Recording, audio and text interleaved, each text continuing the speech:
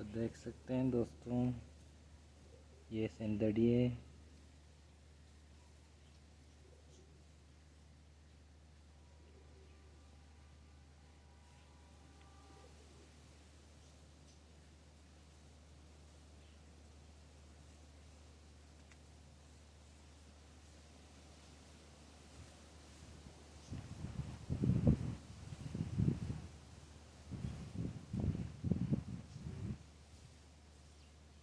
तो ये बाज़ार के ही मैंगो हैं, तो देख सकते हैं।